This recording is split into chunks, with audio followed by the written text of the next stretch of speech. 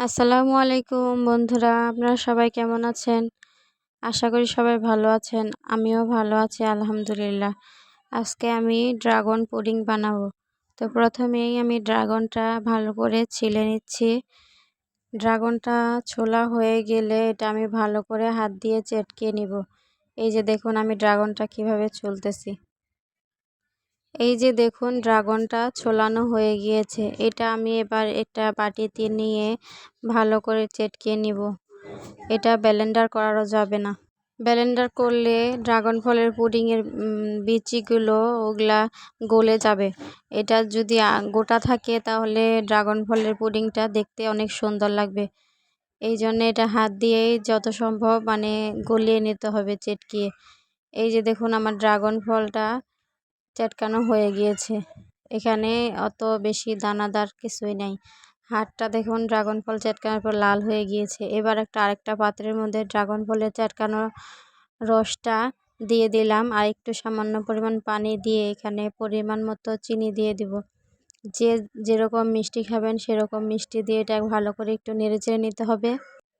তারপর এখানে agar agar powder দিয়ে দিতে হবে। এই যে দেখুন আমি একটা আগার আগার পাউডার এনে রেখেছিলাম, ওইটা পরিমাণ মতো একটা গ্লাসের মধ্যে নিয়ে একটু সামান্য পরিমাণ দিয়ে ভালো করে নেড়ে চেড়ে এখানে ঢেলে দিতে হবে।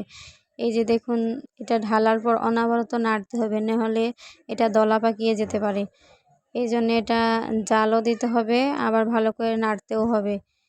এখানে আগার আগার পাউডারটা কম হয়ে গেছিলো, তারপর আমি আবার আরও একটু আগার আগার পাউডার দিয়ে এটা ভালো করে নেড়েচেড়ে একটা গোল বাটিতে যেরকম শেপ দিবেন সেরকম বাটিতে ঢেলে নেবেন। যখন ড্রাগন ফলের রসটা এটা জমে যাবে তখন এখানে দুধ জাল করে নিব। এখানে 2টা লেভেলের পুডিং বানাবো, 2টা স্টেপ থাকবে। এই যে দুধের মধ্যে আমি পরিমাণ মতো চিনি দিয়ে এটা ভালো করে আগার আগার পাউডার দিয়ে আবারও ভালো করে নেড়েচেড়ে এটা ঘন করে এই যে জেলিটা জমে গেছে। দেখুন হাতে একটু লাগে নাই, তার মানে এটা ভালোভাবে সেট হয়ে গিয়েছে। এবার এখানে এই জাল করা দুধটাও ঢেলে দিতে হবে। তার আগে আমি এখানে নারিকেল কুচি দিয়ে দিলাম। নারিকেল কুচি দেওয়ার জন্য আরও খেতে ভালো লাগে, কিন্তু নারিকেল কুচিটা দেওয়ায় আমার ভুল হয়েছিল। কেউ যদি নারিকেল দিতে চান ওটা দুধ জাল করার সময় দিয়ে দিবেন। নারিকেল যদি কাঁচা দেন এই পুডিংটা জমে না। আমার প্রথমে জমে না, এটা পরে আমি আবারও জাল করেছিলাম দুধটার সঙ্গে, তারপর জমছে। এই ভুলটার কারণে ড্রাগনের দুধের কালারটা সাদা আসতো, এটা লাল হয়ে গেছে ড্রাগন মিশে। এই জন্যে ড্রাগন কালারটা তেমন ভালো আসে না। তারপরও খেতে অনেক ভালো হয়েছিল। প্রথম বানিয়েছি সেই হিসাবে অনেক ভালো হয়েছিল, কালারটা সুন্দর না আসলেও, আর খেতে অনেক ভালো হয়েছিল। এই দুধটা দেওয়ার পর সেট হওয়ার পর আমি আরেকটা প্লেটে ঢেলে নিচ্ছি।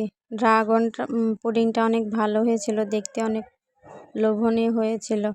প্রথমবার হিসেবে অনেক সুন্দর হয়েছিল। এখানে আগার আগার পাউডারটা একটু বেশি করে দিতে হয়, আর ঘন করবেন, যে কোনো জিনিস ঘন করে তারপরে জমাবেন, তাহলেই মাশাআল্লাহ অনেক সুন্দর হবে।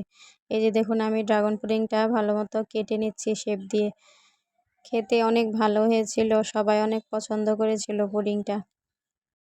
বিশেষ করে আমার ছেলের খুব পছন্দ হয়েছিল এই ড্রাগন পুডিংটা। আগের দিন বিকালে বানিয়েছিলাম, ও তো তখন থেকে খেতে পাগল হয়েছে।